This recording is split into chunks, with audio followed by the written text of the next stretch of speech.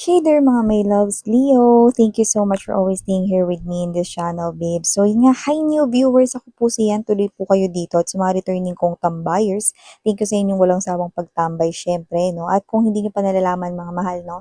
Meron tayong other channel. Link is down below sa ating description box. Kaya kung interesado kayong tumambay dyan, pwede naman, no? Basta lang, just pick only the messages na feel ninyo ay nag-resonate for you. Then kung hindi man, then just leave the rest behind kasi baka para sa ating other viewers. Yan, okay?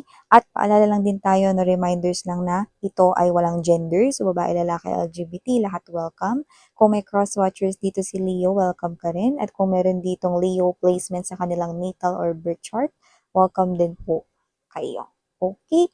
At yun nga, no? Nasa sa inyo mga babes, may free will kayo, like it's up to you, no? Kung gusto nyo ba itong gawing guidance or what, yan, nasa sa inyo. Yan. So let's go ahead and check these messages for you, Leo. Thank you so much, Archangel Michael, together with the angels and guides. Messages for Leo, please. What does Leo needs to know? Can you please show me? What does Leo needs to know? So, naisip niyo na ba kung anong may meriendahin ninyo?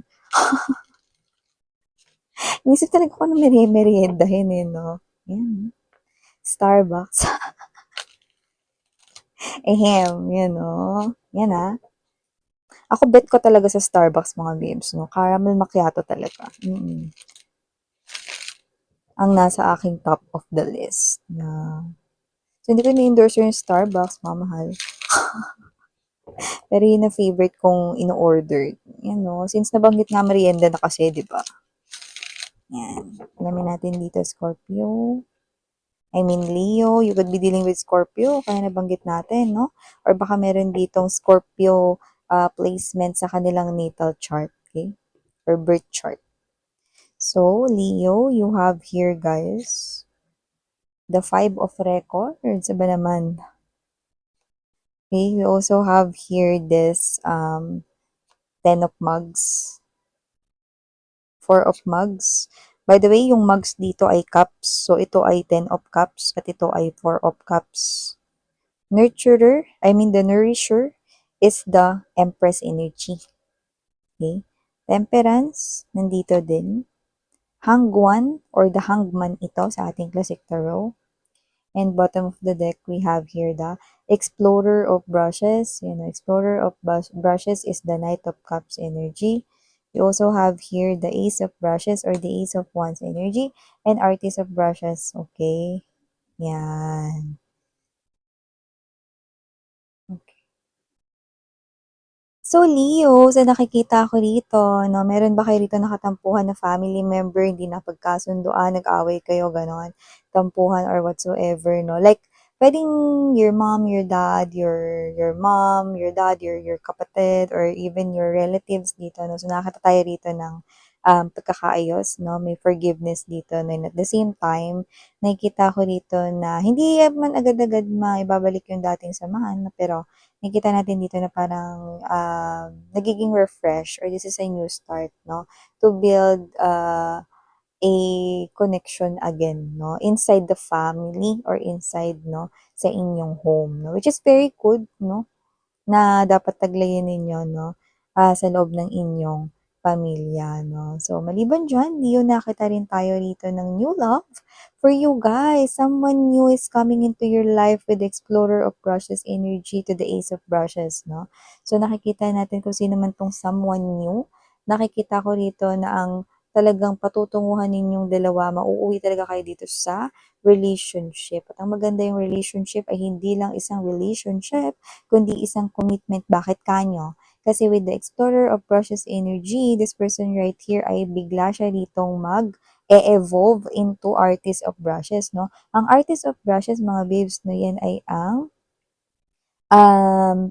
yan ang King of Wands, no? By the way, no, I stand corrected. Explorer of Brushes right here. Brushes is Wands. So, this is the Knight of Wands energy, no? Very expressive sa kanyang emotions and feelings and dahil na-mention natin yung Knight of Cups kanina, this is someone here who is someone na pwedeng hopeless romantic, no? Pwedeng nasaktan na siya when it comes to love, no? Pero willing siya to love again.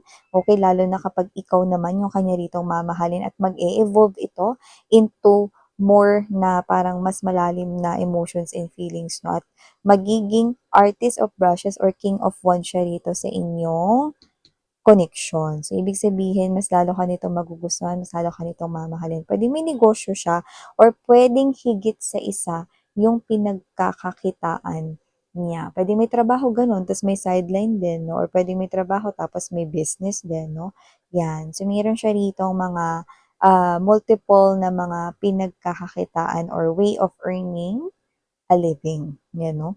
So, nakikita natin dito 'no, na kung sino man 'tong energy na 'to 'no, possible na meron siya ritong tinanggihan kamakailan lang.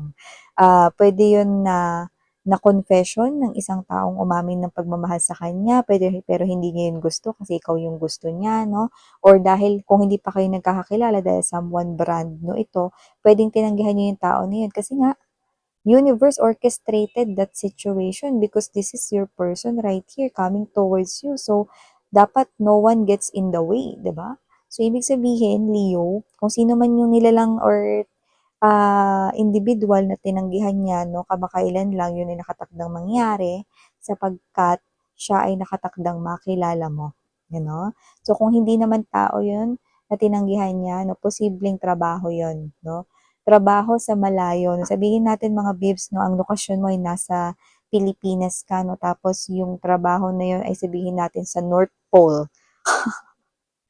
Tinanggihan niya yung trabaho na yun 'no, pero yun ay orchestrated ni universe. Bakit? Kasi ang direksyon niya ay papunta talaga sa inyo. Nare-redirect talaga siya papunta sa inyo, okay? Kaya wala ng awat ito, makikilala niyo na talaga siya. 'Yan, okey? So, kung sino man 'tong person na 'to parang nakita ko siya dito nanggaling na siya or nakapag-travel na siya sa ibang bansa. So, ibig sabihin 'no, puwedeng siya ay, parehas na kayo rito ng kultura, background 'no, at puwedeng dahil sa trabaho niya kaya parang nakapunta na siya sa iba't iba ritong countries, 'yan 'no.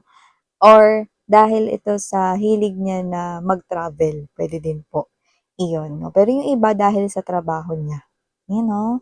So, puwedeng nagtrabaho na siya sa ibang bansa 'no, puwede rin naman na dahil nga nakita natin dito ilang lugar na yung napuntahan niya, possible na ito ay kunwari ano ba yung mga trabahong gano'n 'no, sa cruise ship, 'di ba, seaman, ano pa, pilot, 'di ba, mga ganyan, okey. So, just take how this resonates 'no. So, nakikita natin dito na maliban diyan sa new love na paparating sa inyo, sweetheart, 'no, nakikita ko rin dito na may paparating ding problema. Ano ba 'yan, miss, yan ba't sinabi mo dapat inuna mo yun, eh, So, mga babes, huwag kayong masyadong mag-alala kasi kahit na meron ditong paparating na problema, nakikita kong kalmado at magiging kalmado ka lang. What? Paano mangyayari yun, miss, yan? Sabi mo problema, ngayon pa nga lang nag-panic na ako. I know. Bakit kamo? Kasi nakikita ko dito na meron ditong papadalang tulong sa'yo at nasa katauhan niyo ng isang tao. Agad-agarang solusyon 'no, parang, panlapat 'no, na lunas, parang gano'n, agad-agad 'no. So, 'pag dumating yung problema, kasabay nun may tao rin dito na sasaklolo sa inyo, okey? Puwedeng kaibigan mo 'yan, kakilala, family member, or relatives. Kaya yung problema na paparating 'no, yun ay aalis din agad-agad, So, nakikita natin dito mga babes, parang pagdating ng problema 'no, nag-hi siya sa'yo, ta's magbababay din siya agad. Gano'n. So, Leo, maliban diyan, nakikita ko rin dito 'no, yung energy na mahilig ba kayo dito sa mga drinks 'no, coffee? You could be dealing talaga with Scorpio or may Scorpio placements kayo. Puwede niyong panoorin yung Scorpio reading, 'yan 'no, kung bet ninyo mga babes 'no, kasi baka maaaring maka-resonate kayo, okay? But just take only what resonates and claim only the messages 'no, you feel na for you. And yes, na mga babes na maliban diyan, nakita rin ako ng energy dito na makakapag-travel ka sa isang pangarap mong country. Kung hindi man yan ngayong year 2025, possible yan mangyari sa susunod na taon, like 2026, no? Kasi nakikita ko ditong ipon galore at nakikita ko dito na parang wala kang sapat na ipon ngayon, para i-push ang travel na yan, no? Yeah, I know mga babes. So, kumbaga sa piggy bank, no, kunwari may alkansya ka, di ba? Hindi sapat pa yun. No? Like sabihin natin, no, na nasa kneecap 'di ba yung piggy bank 'no, yung alkansyang baboy 'no, sabihin natin yung ipon mo na nandodo'n ay nasa nasa tuhod pa lang nung baboy. Nakuha mo?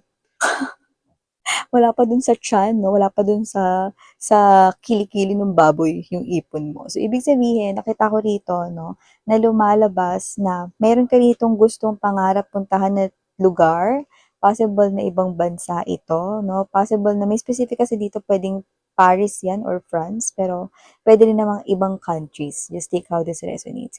Pero hindi mo 'yan magawa-gawa ilang taon na yang nasa bucket list mo, hindi mo pa rin magawa-gawa dahil yung pera laging palabas sa'yo, yan. Alam mo mga babes, okey, yung iba dito mahilig sa charm, yung mga parang mga sinusuot na gold ano, money magnet, mga ganyan 'no. So mga babes, hindi ko naman kayo pinipilit na huwag kayong magsuot ng mga ganyan, pero sabayan niyo rin kasi ng, tawag nito, ng pagkakaroon ng positibong mindset. Sobrang laki ng nakatutulong nun at bilangin niyo ang inyo ritong mga blessings sa life 'no. Kasi yung mga maliliit na blessings, okey, yun yung parang mas magpu-push sa'tin 'no, na maging motivated 'no, at kamuka't-mukha at makikita ninyo, okey? Wala na kayo dun sa energy ng walang-wala, okey? Nakikita ko matatawid kayo diyan kasi tingnan mo naman 'yan, from walang-wala, Empress na yung sunod, oh, the nourisher. So, ibig sabihin mga babes, oh, tignan mo taray 'di ba, may pa-highlights pa kayo diyan, ombre. Ombre ba 'to, balayage, ano? 'Di ba? So, ibig sabihin magkakaroon kayo rito ng sapat na iba dito single mom, single dad 'no, but doesn't have to be para sa iba, okey? Nakita ko dito na kung wala kang anak rito na you are a great provider sa inyong family. At nakikita ko from walang-wala magkakaroon ka na, 'yan 'no. And okey, yung iba dito, okey, kung sino man yung mga makaka-resonate dito sa susunod kong babanggitin, ayan 'no. Nakita ko rito na posibleng bumili kayo ng alahas 'no, pero hindi kayo mahilig sa alahas. Like parang itatabi niyo yun kasi parang tumataas yun 'no, investment, kumbaga good investment yung alahas, 'yan. Kasi karamihan sa inyo rito, hindi kayo yung energy na vain, hindi kayo energy na OA magsuot ng mga damit 'no. So, nakikita ko kayo rito na simple lang kayo, bibili kayo ng jewelries, puwede niyong suotin 'yun 'no, pero sobrang minsan lang. Kasi ang nakikita ko ng gagawin niyo rito is itatabi niyo 'yun 'no, for investment 'no. Good investment 'yun 'no, so gawin niyo lang. Kaya tingin ko 'yan din yung isa sa parang mas magpapayabong dito ng inyong pinansiyal. Kasi ito mga mahal 'no, financial prosperity ito. Financial freedom, 'yan 'no. So maliban diyan Leo 'no, sa napakaganda dun pa lang 'no, usapang pera pa lang parang nakakabuhay na ng loob, 'di ba? So yung perang nawala sa'yo muli magbabalik, yun. So nakita natin dito 'no, na speaking I mean of pagbabalik 'no, hindi ko nakikitang babalik ang ex niyo rito, pero nakikita kong babalik yung may utang sa'yo. Ayan 'no, ay naku, mas okey pa nga bumalik yung may utang miss yan kaysa yung ex ko yung bumalik. Oo, ayan 'no. Pero kung sino man 'tong magbabayad ng utang sa'yo na kakilala mo or friend mo, huwag kang mag-expect masyado babe na babayaran niya 'yun ng buo. Lalo na kung malaki or iba-iba naman tayo ng categorization kung ano yung malaking utang 'no, at hindi malaking utang, okey? Pero kung sino man 'to tinutukoy dito may malaking utang sa'yo, huwag kang mag-expect na isang puntahan niya sa'yo babayaran niya, "Mare, ito na pala yung bayad ko sa utang ko." 'Yan 'no. Huwag kang mag-expect na buo agad yung ibibigay niya sa'yo Leo 'no. Unti-unti 'yun, pero at least magbibigay siya sa'yo, 'yan. Unti-unti babayaran niya yung utang niya sa'yo, 'yan. So, maliban diyan, Leo, nakakita rin tayo ng energy na maaaring mahilig ka. Actually, parang dito kasi hindi yung kusang-loob mo na gagawin ito. Feeling ko mag-e-exercise ka, magyo-yoga ka, magme-meditation ka or ano ka, apply ka sa gym 'no, may gym instructor man or wala ano or magsusumba ka, parang gagawin mo ito kasi posibleng meron ditong mangyari sa'yo. 'Wag kang mag-alala, hindi ko naman nakikita na yun ay isang malala ba yan, miss yan, health issue ba yan, bla bla bla, you know, yan. Pero nakikita ko dito na parang, possible na mabilis kasi kunyari mabilis kang sipunin, mabilis kang ubuhin, mga gano'n 'no, o kaya mabilis kang lagnatin 'no, konting ambon lang, 'di ba? So, parang gusto mong i-strengthen ang iyong immune system or ang inyong body, ang inyong muscle. So, nakikita ko rito na parang idadagdag mo na parang yung iba nakita ko napipilitan lang. Pero idadagdag niyo yung exercise 'no, para mapaglabanan yung mga ganitong mga sakit-sakit sa paligid, 'di ba? Kasi ayaw niyo yung feeling na gano'n 'no. Gusto niyo yung feeling ng relax, pero yung ayaw niyo yung sakit-sakit ng kasu-kasuan niyo, sakit ng muscles ninyo. Yung iba puwedeng Zumba 'yan, meditation, yoga, puwedeng sa gym. Yung iba naman puwedeng dahil marunong naman kayo mag-bike, mag-cycling kayo, 'di ba? Mag-gano'n kayo, parang papahabain niyo. Kunyari from bahay ninyo hanggang tatlong kanto lang 'no, tapos from bahay ninyo hanggang MOA na, parang mga gano'n. Nag-e-escalate, 'di ba? Pero nagkakaroon ng contribution ng maganda sa iyong body and at the same time naki-cleanse din ang iyong well-being, 'yan. So ito yung mga nakuha kong mensahe para sa'yo, Leo. Maraming salamat sa oras mo. Have a nice day. Sarang hiyo, again, I'm your Yana Onmi. Ano?